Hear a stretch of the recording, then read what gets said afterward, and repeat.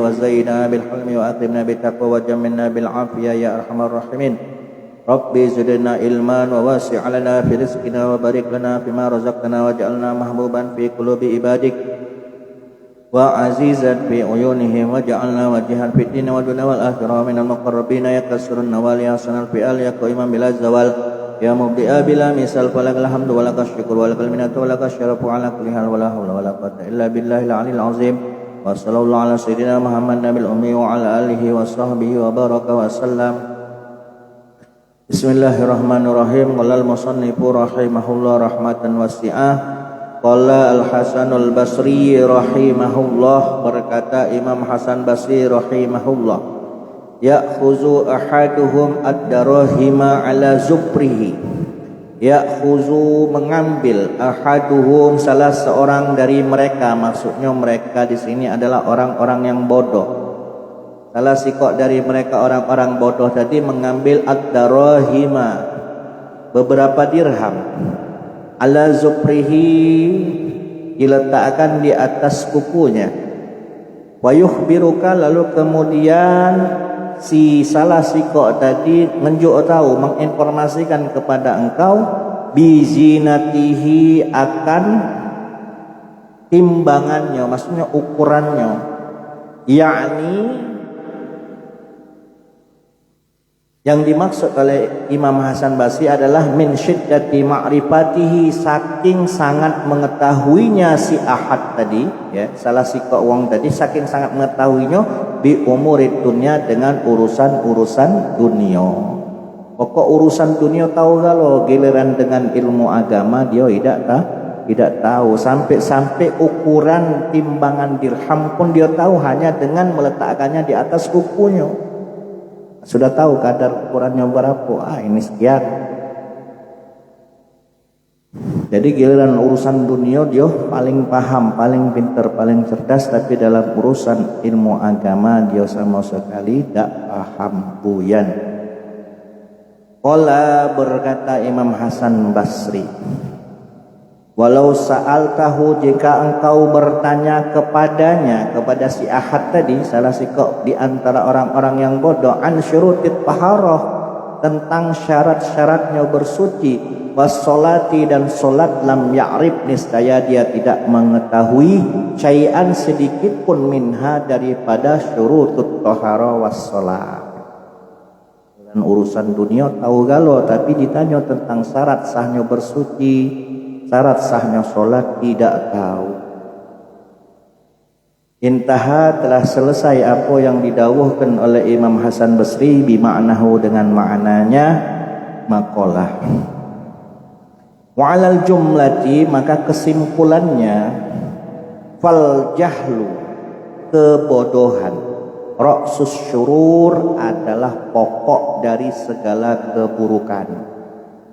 Wat balaya kulliha, dan bala, pokok dari semua bala, fit dunia, baik di dunia, wal akhirati, dan akhirat. Jadi bahaya sekali kalau kita ini tidak paham atau kita buyan dalam hal ilmu agama.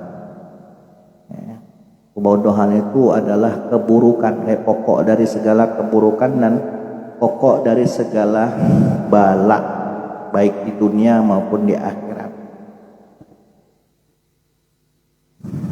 Sampai digambarkan, walau ijtama'a, seandainya berkumpul, alal jahili, atas orang yang bodoh, a'da'uhu, musuh-musuhnya.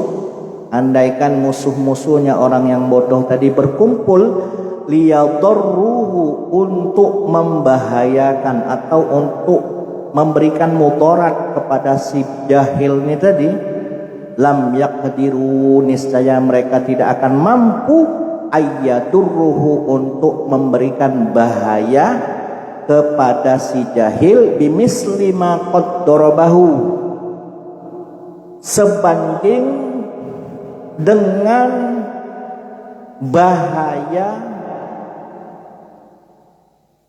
yang menimpa nafsahu, dirinya si jahil. Nah, bayangkan,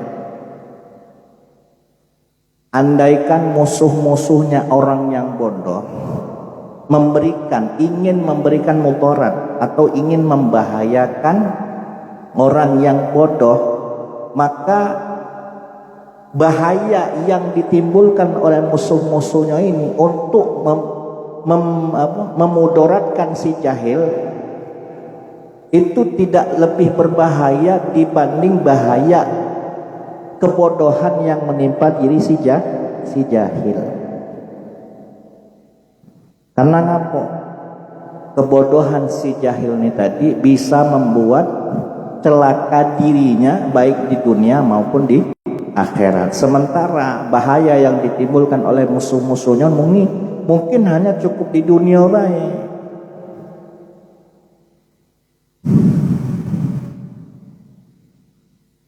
Kama qala al-qail, sebagaimana yang dikatakan oleh seorang penyair, ma yablughul a'dahu min jahilin ma yablughul jahilu min nafsi. Musuh tidak akan sampai memberikan mudarat kepada si jahil, ma yablughul jahilu min nafsi, daripada mudarat atau bahaya yang sampai pada dirinya si jahil. Nah, jadi apa yang dikatakan tadi sama seperti apa yang dikatakan oleh penyair. Bahaya yang ditimbulkan oleh diri si jahil itu lebih berbahaya ketimbang bahaya yang ditimbulkan oleh musuh-musuh si jahil. Wa kama qala al-akharu, dan sebagaimana yang dikatakan oleh penyair yang lain, wa fil jahli qoblal maut mautul li ahli, dan di dalam kebodohan sebelum kematian mautul li ahli, justru malah kematian itu lebih dulu datang bagi si jahil, bagi orang yang mempunyai kebodohan. Jadi sebelum datangnya kematian, uang bodoh itu sudah mati duluan. Nah, itu maksudnya. Fa ajsaduhum qoblal kuburi kuburun. Jasad-jasad mereka orang yang bodoh ini tadi sebelum dimasukkan dalam kubur, justru jasad-jasad mereka itu sudah terkubur. Belumlah matilah sudah mati duluan. Sebelum terkubur sudah terkubur duluan. Itulah orang yang bodoh. Ilmu dunia penting, akan tetapi ilmu agama jauh lebih penting. Jangan kita pintar masalah duniawi, akan tetapi dengan kepintaran duniawi laju melupakan kepandaian untuk bisa memahami ilmu agama.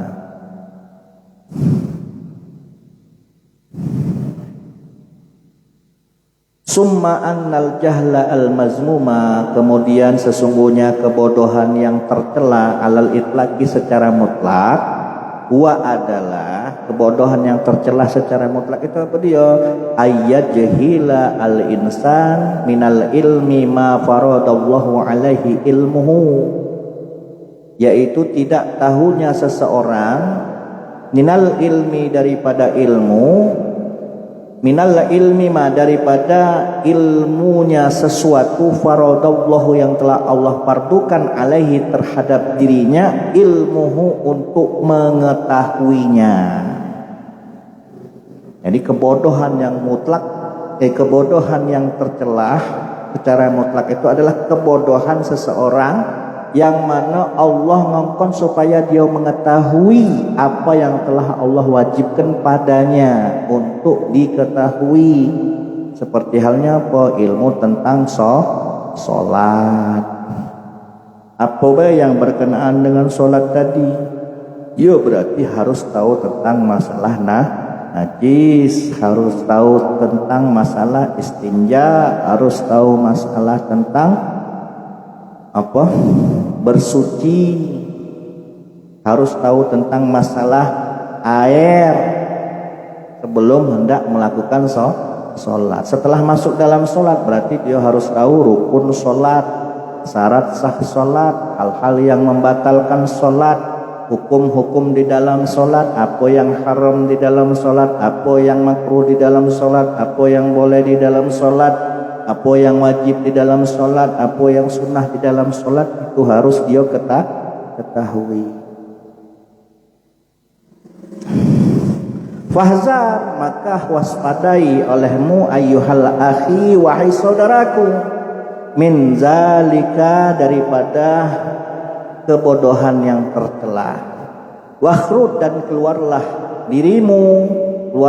dirimu min zulumati jahlika, dari kegelapan kebodohanmu, ila anwaril ilmi, menuju kepada cahaya-cahaya ilmu.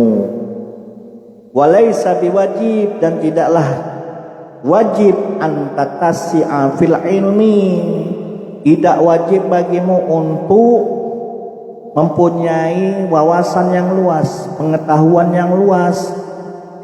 Tidak harus setiap ilmu itu harus diketahui, kalau tidak. Bal wajibu, akan tetapi yang wajib alaika, atas dirimu, ta'allamal qadrah, yaitu mempelajari kadar, allazi la budda, yang tidak boleh tidak laka bagimu, minhu, darinya kadar tadi, wala ghaniyalaha, dan tidak kaya lagi bagimu, anhu, daripada kadar tadi. Jadi kadar yang memang wajib untuk ketahui, yaitu tadi tentang masalah solat dan apa yang berkenaan dengannya.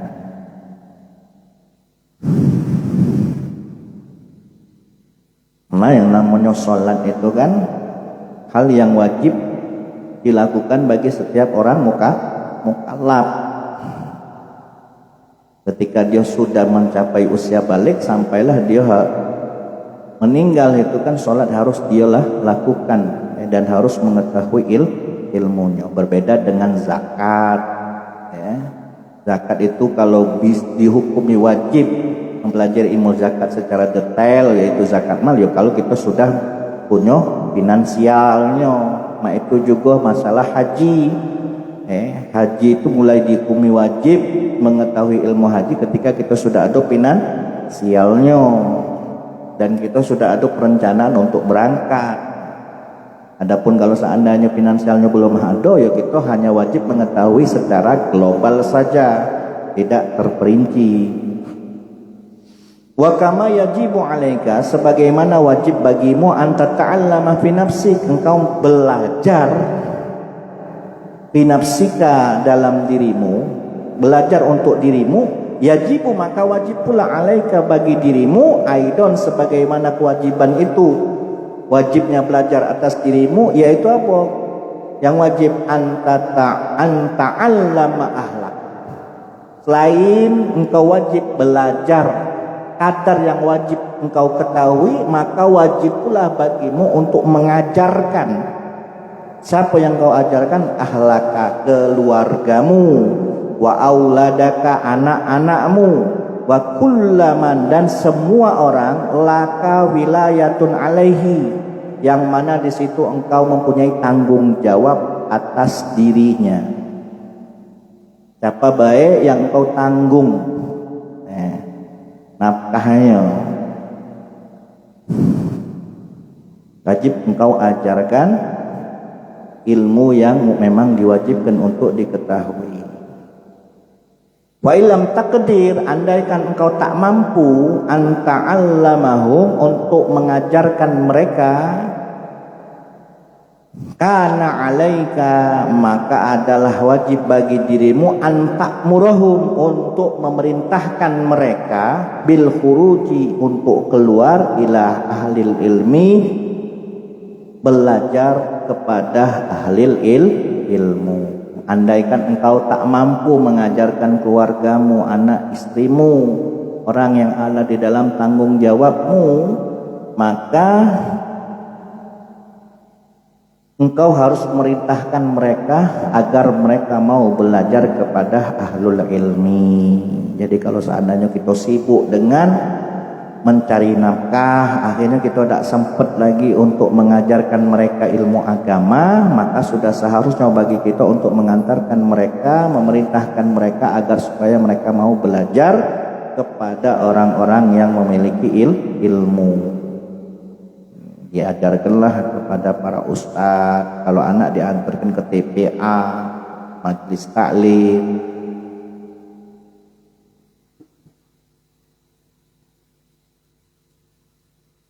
Supaya ngapo hatta yata'allamu, hingga mereka mengetahui al-qadra, akan kadar al-mafruḍa yang diwajibkan minhu daripada ilmu. Wa illa, kalau seandainya tidak engkau ajarkan, tidak engkau antarkan mereka kepada ahli ilmu, asamta, maka engkau berdosa. Wa asimu, dan mereka pun berdosa. Akni, aku maksudkan, yaksimu minhu man kana mukallafan, berdosa di antara mereka man, siapa saja kana yang ada di antara mereka itu kalau seandainya mereka sudah mukallafan, orang yang sudah mencapai usia mukallaf. Jadi besar tanggung jawab kita sebagai seorang suami, misalkan sebagai seorang ayah. Kalau seandainya itu hanya memberikan nafkah saja tapi tidak menghantarkan mereka kepada Allah, ya, maka kita akan menanggung dosanya. Wal qadrul wajib, dan kadar yang wajib minal ilmi, dari ilmu, ala kulli muslimin, atas setiap orang Islam, laisa bikasirin, tidak terlalu banyak kadar yang wajib daripada ilmu yang harus kita ketahui, ini tidak pula banyak. Wala yakadu al-haqqu talibu lahu fi talabihi masyaqqah, bahkan hampir-hampir tidak menemui santri, menemui orang yang menuntut ilmu kadar tadi, fi talabihi, di dalam menuntutnya, di dalam mencarinya, apa yang ia temui masyaqqatun, kesulitan, kepayahan di dalam mencari ilmu tadi, ilmu yang memang wajib untuk dia ketahui itu tidak ditemukan kesulitannya, hampir-hampir tidak ditemukan kesulitan, dan tidak perlu mengeluarkan biaya yang cukup banyak, tidak perlu. Apalagi di zaman sekarang ini, majelis belamburan, pondok-pondok pesantren juga sudah banyak, ustadz-ustadz juga sudah banyak yang terjun ke masyarakat. Jadi hampir-hampir para orang yang menuntut ilmu kadar kewajiban itu tidak menemui yang namanya kesulitan, insya Allah. Karena ngapa? Lisuhulatihi, karena betapa mudahnya, betapa gampangnya ilmu yang kadar ilmu yang memang harus diketahui. Wali anna Allah Ta'ala, dan karena sesungguhnya Allah Ta'ala yu'ayyinuhu ala zalik, Allah sudah menolongnya, menolong si tolib tadi, santri yang mau belajar ilmu kadar wajib itu, ala zalika, untuk mempelajari ilmu. Wa yuzassiruhu, dan Allah mudahkan baginya, lahu, untuk mempelajari ilmu kadar wajib tadi. Idza saluhat niyatuhu, jikalau memang niatnya bagus. Allah unjuk kemudahan, Allah unjuk pertolongan. Jadi nuntut ilmu tuh hukumnya wajib, mendalami ilmu hukumnya fardu kifayah. Apalagi pecah majelis taklim seminggu cuma 2 kali. Masa gawe dunia itu bisa mengalahkan menuntut ilmu yang hanya beberapa waktu saja. Nah, ini kan bahaya.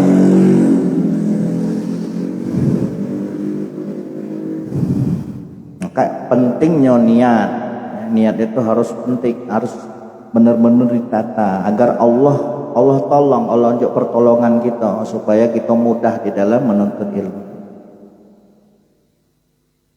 Walahu fi talabihi sawabun azim, bahkan bagi santri yang mau menuntut ilmu kadar wajib tadi terdapat pahala azimun yang besar. Walahu fi talabi sawabun azim. Jadi baginya si talib, baginya si santri tadi, fi talabihi, di dalam mencari ilmu pengetahuan yang wajib itu terdapat pahala yang besar. Sebagaimana sabdanya Rasulullah sallallahu alaihi wasallam, Man barang siapa salaka yang menempuh tolikon satu jalan, yaltamisu yang dengan yang dia mencari bihi dengan jalan tadi ilman satu ilmu, yasarallahu lahu maka Allah mudahkan lahu baginya bihi dengan jalan tersebut tariqan satu jalan ilal jannati menuju surga. Jadi berangkatnya kita ke majelis ilmu itu sama halnya kita sudah menempuh satu jalan untuk menuju surga. Wa qala alaihi salam, dan Nabi Muhammad sallallahu alaihi wasallam bersabda, innal malaikata, bahwa sesungguhnya para malaikat la tadha'a, para malaikat itu sungguh telah meletakkan ajnahitaha, sayap-sayap mereka li talibil ilmi, bagi para penuntut ilmu. Jadi para malaikat itu sudah membentangkan karpet merahnya berupa sayap-sayapnya bagi para penuntut ilmu. Karena ngapa? Ridon, karena ridho bima terhadap apa saja yasna'u yang dia lakukan di saat talabul ilmi. Jadi betapa banyaknya keutamaan bagi orang yang mau menuntut ilmu. Banyak sekali hadis-hadisnya makalah ulama.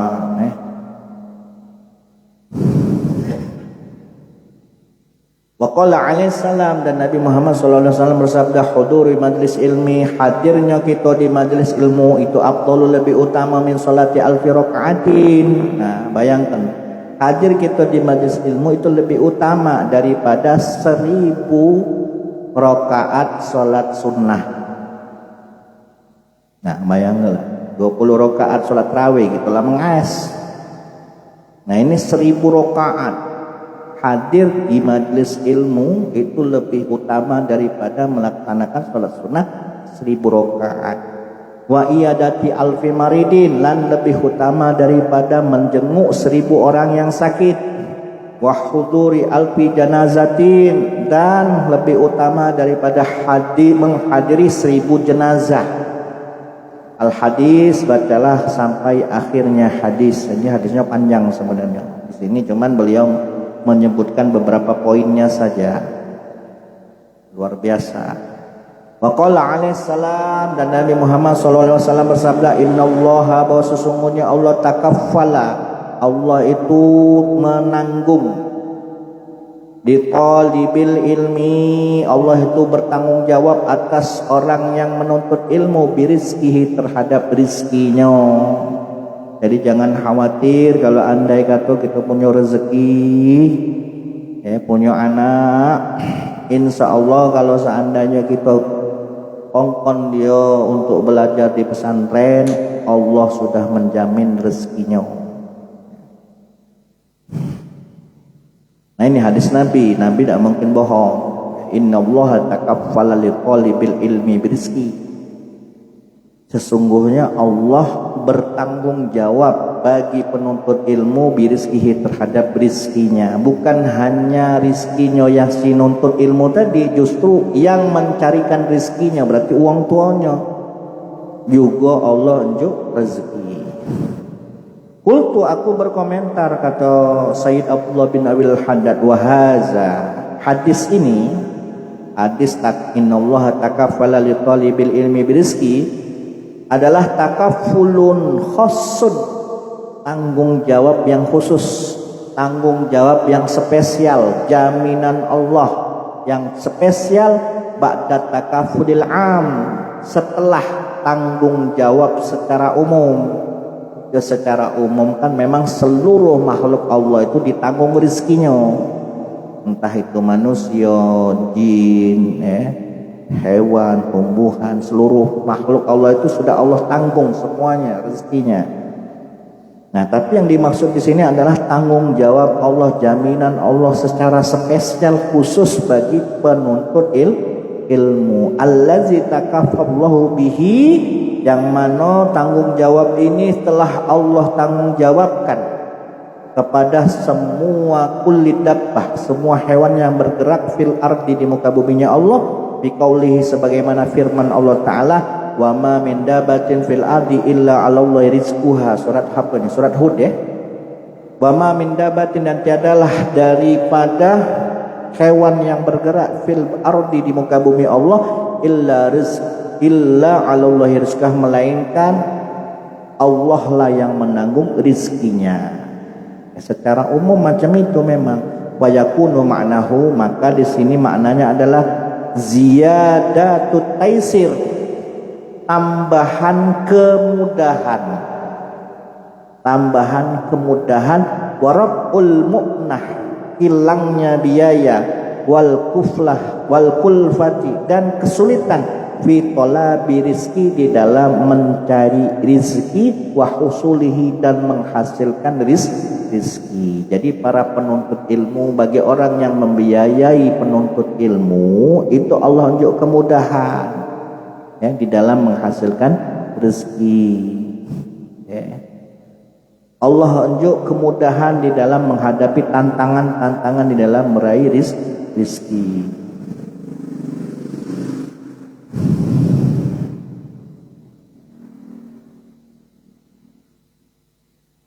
Wallahu a'lam. Wa fil hadisi, dan di dalam hadis at-tawil yang panjang, allazi zakara fihi, yang telah disebutkan fihi di dalamnya hadis yang panjang, alaihi salam, yang telah disebutkan oleh Nabi Muhammad sallallahu alaihi wasallam, fatul ilmi, tentang keutamaan ilmu, faqala, Rasulullah ngatakan fi akhirih, di dalam akhirnya hadis, yulhimuhu as-su'ada,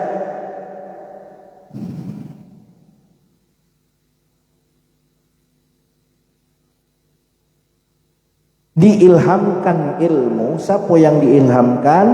Orang-orang yang beruntung, yakni al-ilmah. Wa yuharimuhu al-asya, dan dihalangi, diharamkan atas ilmu. Siapa yang diharamkan? Al-asya'u, orang-orang yang celaka.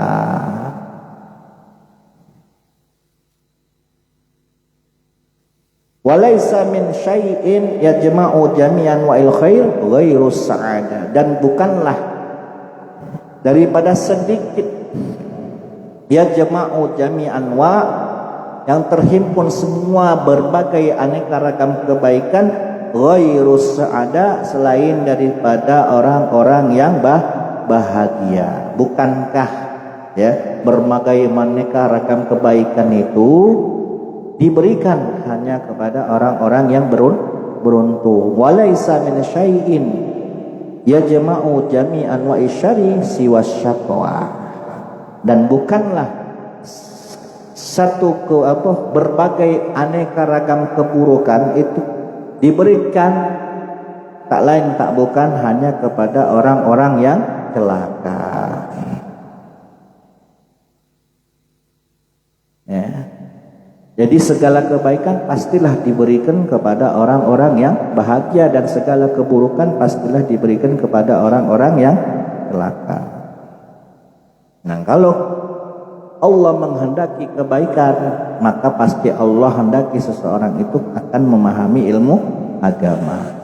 Mayuridi billahi bi khairan yufaqihu fiddin. Andaikan Allah menghendaki seorang hamba itu pada kebaikan, pasti Allah akan memberikan pemahaman kepada seseorang tersebut kepada ilmu agama.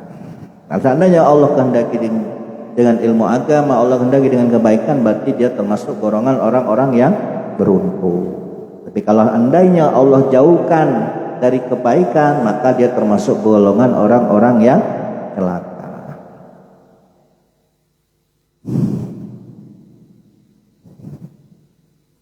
Wa kadzalika, oleh karena itu, oleh karena beraneka ragam kebaikan itu hanya diberikan kepada orang yang beruntung, beraneka ragam keburukan hanya diberikan kepada orang yang celaka. Oleh karena itu apa? La uzra, tidak ada alasan lagi di alimin, bagi orang yang berilmu, fitarkil amali, untuk meninggalkan amal, bi ilmihi, dengan sebab ilmu yang dia miliki. Amislul jahil, perumpamaan juga sama seperti halnya orang yang bodoh, al muqassiru, yang lalai, fi talabil ilmi, di dalam menuntut ilmu, al wajib, yang wajib, alaihi, atas dirinya, kamisli abdin arsalas arsala ilaihi sayyiduhu. Allahu a'lam